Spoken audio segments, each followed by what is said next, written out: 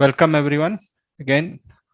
So my talk is mostly images. So I'll be talking and I'll be running you across the images and how to interpret these ultrasound images.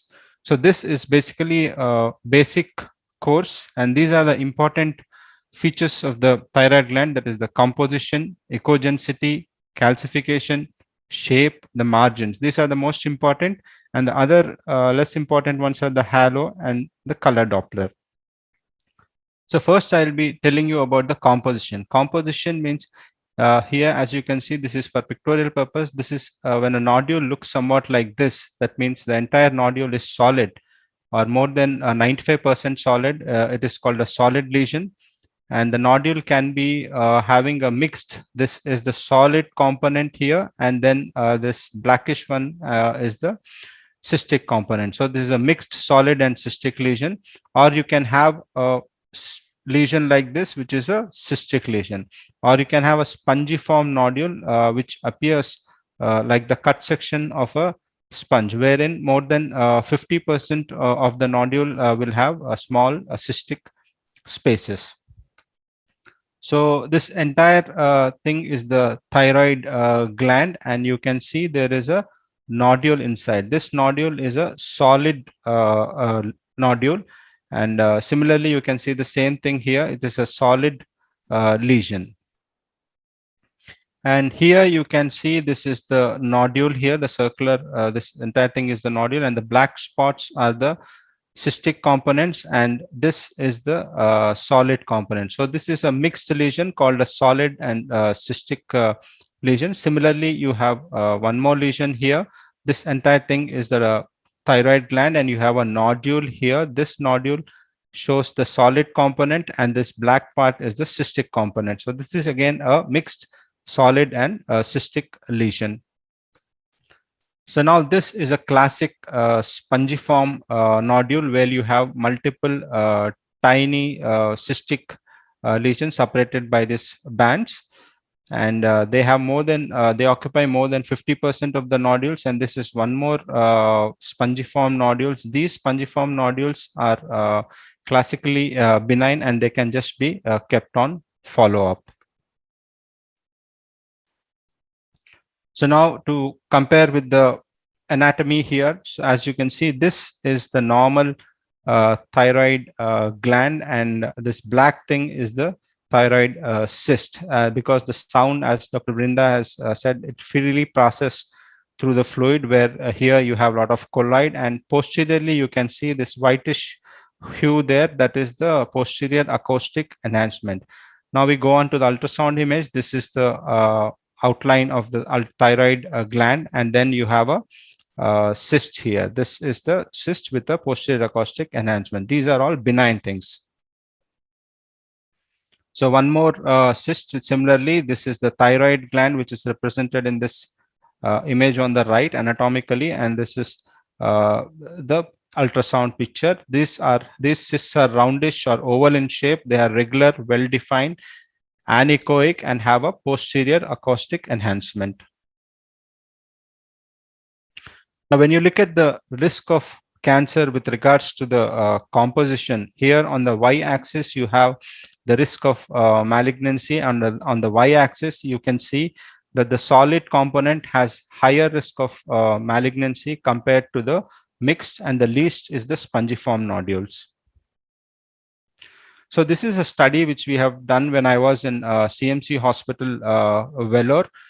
In that study, the solid lesion has a sensitivity of 78% with a specificity of 42% in predicting malignancy. Now coming to the ecogensity, this is the second important feature, the ecogensity of a nodule. As you can see in the image here, the entire thing, this is the thyroid gland, and that is the normal ecogensity. That's how it looks like. There's a normal ecogensity which is similar to the submandibular gland. So, and this are the strap muscles here. That's the normal ecogensity of the strap muscles, which is little like this as shown here. So all other, this echogenicity is classified like isoechoic. That means if a nodule has similar echogenicity as this thyroid gland, normal thyroid gland, it is called isoechoic. Hyperechoic, it has increased echogenicity compared to the normal thyroid gland. Hypo, it is less compared to the normal thyroid gland. And a markedly hypoechoic, it is less echogenic even to the strap muscles. If the echo is less than the strap muscles, we call it as markedly hypoechoic. So just to revise again, this is an anechoic where the sound waves just pass through and you have the posterior acoustic. This is a thyroid cyst. So this is an anechoic lesion. And now we discuss about the isoechoic lesion. On the left-hand side, you can see the normal thyroid gland, and in that you have a nodule here. And this nodule's echogenicity is similar to the echogenicity of the normal thyroid. So this is a isoechoic nodule. So this echogenicity is compared to the normal thyroid tissue. Here again, this is the thyroid gland here, and this part is the nodule. So the echogenicity of this nodule is similar to the sliver of normal thyroid tissue here.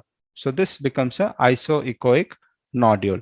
And this is, as you know, is the carotid artery.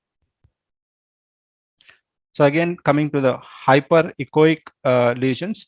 So this entire thing is the thyroid gland. Inside that, you can see a nodule here, and the echogenicity of this nodule is higher compared to the normal thyroid tissue. This is the echogenicity of the normal thyroid tissue, and you can see this. This is the hyperechoic thyroid nodule. Most of these hyperechoic nodules are usually benign. Now we'll discuss about the hypoechoic nodules. So this is, again, we go back to the anatomy. As you can see, this is the thyroid gland here. Similarly, this part is the thyroid gland, and there is a nodule here. This nodule's echogenicity is less compared to the normal thyroid tissue here. So this part is the normal thyroid tissue, and the echogenicity is lesser compared to the normal thyroid tissue. These are called hypoechoic nodules. So when the echogenicity of the nodule is less compared to the normal thyroid tissue, usually we check the echogenicity on the ipsilateral side. If it is not available, then we check on the contralateral side. Even then, if the entire gland is abnormal, then we have to compare it with the normal submandibular gland. So this is a hypoechoic nodule. These hypoechoic nodules are suspicious. So this is one more hypoechoic nodule, as you can see here. And the hypoechoic nodule has a median sensitivity ranging from 48 to 90%, and with a median specificity of 82 to 93%. So similarly, in our study, the sensitivity was 63% with a specificity of 82%. So now this is markedly hypoechoic. So here the entire thing is this thyroid, the entire thing is a thyroid gland, and this little bit is the normal thyroid tissue here, and the entire this part is the markedly hypoechoic. If you compare the echogenicity of this, it is in fact lesser than the strap muscles. So these are called markedly hypoechoic nodules. They are highly suspicious for malignancy. So this is an other markedly hypoechoic nodule here. So the markedly hypoechoic nodules, they have a less sensitivity, but their specificity is usually more than 90% in predicting malignancy. So how do you look for the echogenicity in a solid and cystic lesion? When you have a solid and cystic lesion like this, wherein this part is the anechoic cystic part, so you have to look at the echogenicity of the solid component here. So the echogenicity of the solid component in this nodule is comparable to the normal thyroid tissue here. So this becomes a isoechoic nodule. And here, this is the thyroid lobe here, and inside that you can see a hypoechoic nodule, which intensity whose echogensity is less than the thyroid. So this is a hypoechoic nodule, but sometimes these hypoechoic nodules can have this posterior acoustic enhancement. And if you have a doubt whether it is a cystic lesion or not, the important thing is to just switch on the color Doppler. And if you have a uptake like this color Doppler, then definitely this is a suspicious nodule, the hypoechoic nodule. So this is called a nodule in nodule appearance. Here, to demarcate, this part is the nodule here, and this sliver of normal thyroid tissue is here in the end on the left-hand side. So the echogensity of this nodule is sort of this as two echogenicities. One, this rest of this part looks like isoechoic to the thyroid with little bit of spaces here, but this part is hypoechoic to the rest of the thyroid gland. So this is called a nodule in nodule appearance. The nodule in nodule appearance is supposed to be a transformation from benign, and this can be seen in a subset of follicular carcinomas. Now we will discuss about the punctate echogenic foci. These punctate echogenic foci are classified into comet tail artifacts, macrocalcifications, microcalcifications, peripheral calcifications, which can be complete or partial. So coming to the comet tail artifacts, here this is the thyroid nodule here, and this is the tracheal ring.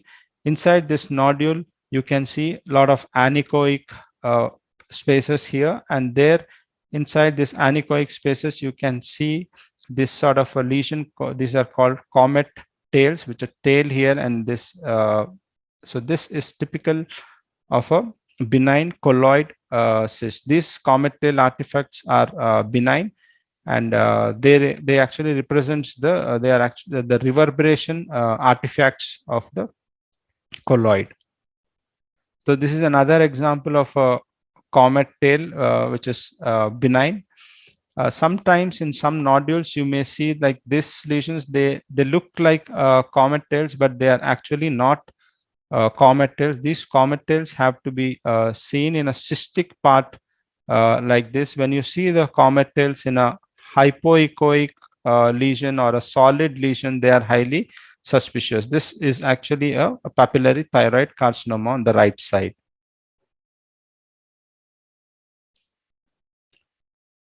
Macrocalcification. So here, if you can see, this whitish thing is the macro calcification here.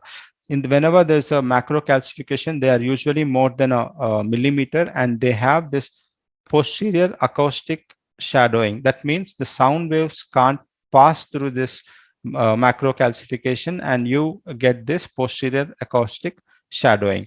Similarly, here also you have, this is the macro calcification, and you have a posterior acoustic shadowing. So this is a significant for and is suspicious for malignancy. So now we'll discuss about the microcalcification. Here, this is the thyroid gland that you see, and inside that you have a lesion here. This is the nodule. The nodule has cystic component, that is the anechoic part here, and also there is a solid component here. So this solid component echogensity is similar to this. So isoechoic, but you see this small punctate echogenic foci, these whitish things are the microcalcification. These typically are they measure about a millimeter, and they don't have any distal acoustic shadowing like the macrocalcification, and they are supposed to be the aggregates of psammoma bodies. They are highly suspicious for malignancy. So when you look at the sensitivity of microcalcification is around 70% with a specificity of 66%. There's another calcification called peripheral calcification, where you have this blackish thing is the posterior acoustic shadowing. This also is suspicious. Initially, they thought this eggshell calcification, that means the entire nodule gets calcified like this. Eggshell calcification is benign, but whenever you have a break in the eggshell like this, as you can see, this is the calcification and there's a break in the eggshell calcification. This is highly suspicious, and whenever we do a fine needle aspiration, we have to target through this angle to get the exact tissue. Now we'll discuss about the shape of the thyroid gland, of the nodule. So for representation purpose, this is the ultrasound image, and the shape is measured in the antero-posterior direction and the transverse direction like this. This is the anterior posterior and the transverse direction. They are classified into wider than tall. So wider than tall is antero-posterior dimension is less compared to the transverse direction. They are generally oval in shape. Or you have what is called taller than wide. Taller than wide means the antero-posterior dimension, this to this, is more compared to the transverse dimension. That means the nodule is growing against the tissue planes. That these are suspicious for malignancy. So here, this entire thing is the thyroid gland on the right side, and you have a nodule here. The nodule is well defined, but it is not the only feature which determines the malignancy. You have to add up all the other features to calculate the risk, which will be described in the next talk. So this is a taller than wide lesion. The entire thing is the left lobe of thyroid, and this is the nodule here. The anterior-posterior diameter is greater than the transverse diameter. So this is a taller than wide, and the ratio of the anterior-posterior is greater than 1, and this is associated with malignancy. This is again another wherein the anterior-posterior dimension is more than the transverse dimension. Taller than wide lesions have less sensitivity in picking this malignancy, but they are very specificity. Specificity is more than 90%. Similarly, in our study, we had a sensitivity of 26.9% and the specificity was 90% in predicting malignancy. Now we'll discuss about the other important feature, the margins of the nodule. The margins of the nodule are divided whether they are into well-defined or poorly defined, irregular, lobulated, or infiltrating. So here, this is the thyroid gland here, and then you have a nodule here. The margins are fairly well defined, but this does not exclude malignancy. Even this well-defined margins can be seen in encapsulated follicular variants of papillary thyroid carcinomas, Hürthle cell cancers, and even in a small percentage of papillary thyroid cancers. So here you can see this is the thyroid gland, and inside that you have a hypoechoic lesion with a lobulated margin and some calcifications. So these lobulations, they are suspicious for malignancy. So this again is the lobulation which is suspicious for malignancy. And here this is the thyroid gland, and you have a lesion which is hypoechoic, which has irregular margins as depicted here. It has irregular margins and some calcifications. So this is suspicious thyroid nodule. The irregular margins have a sensitivity ranging from 17 to 88% with a specificity ranging from 62 to 85%. So in our study, the irregular or lobulated margins had a sensitivity of 46% with a specificity of 86%. Now, how do you comment on the margins in a solid cystic lesions? In a solid cystic lesion, as you can see, this is the nodule here, and these are the anechoic spaces, and this is the solid lesion. So here, this solid lesion, the margins you can see are uneven and they are irregular and they are suspicious. And we also have to look at the angle of contact of this solid lesion with the cystic wall. So they generally make an acute angle of contact and they are pedunculated like this. So this is highly suspicious, and this is papillary thyroid carcinoma. Comparing this with a benign colloid nodule on the right, Here the margins are more even, they are broad based, and the angle of contact definitely is more than 90 degrees. So this is a benign colloid nodule, whereas this on the left side is suspicious and it's a papillary thyroid carcinoma. So the other important finding is the halo. Halo is a rim around the nodule. So this is the thyroid gland and you have a nodule here. So the rim around the nodule is called the halo, and it is probably supposed to represent the compressed perinodular tissue or the blood vessels. So here you can see there's a thin line. It's called a thin halo. Thin halos are usually supposed to be benign, whereas thick halo. So here you can see this is the thyroid gland, and you have a nodule here, and the margin of the nodule is thick compared to the previous one, and it is irregular. So this thick and irregular margins are suspicious, and they can be seen in follicular or Hurthle cell carcinomas or adenomas and even encapsulated papillary thyroid carcinoma. But this halo is not a very sensitive or specific uh, finding for describing malignancy. Now, coming to the color Doppler, it helps us in registering the blood flow through the nodule, and it is usually increased in a Graves' disease like this, where the gland is diffusely hypoechoic, heterogeneous gland, and it has increased vascular supply. So it is called, here you can see this is again called as a thyroid inferno, whereas the vascularity is decreased in subacute thyroiditis.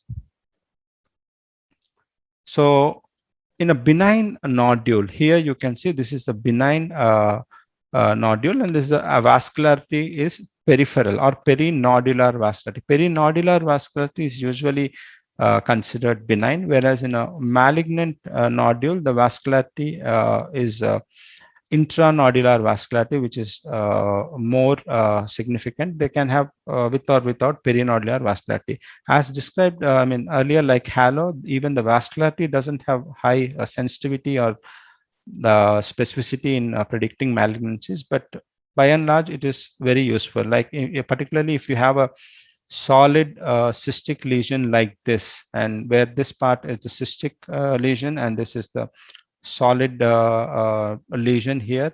And if you would like to see whether this is important or not, you just switch on the color Doppler and you see the vascularity. When you have a vascularity within a solid component in a cystic, that's a suspicious lesion. Similarly, you have here too, this is the sort of a pedunculated lesion, and you have a vascularity within this not a solid component. This again is suspicious. Sometimes you can have this, I mean, it looks like a honeycombing sort of a thing, but when you see the vascularity is there within this strand, so this is a suspicious for thyroid carcinoma.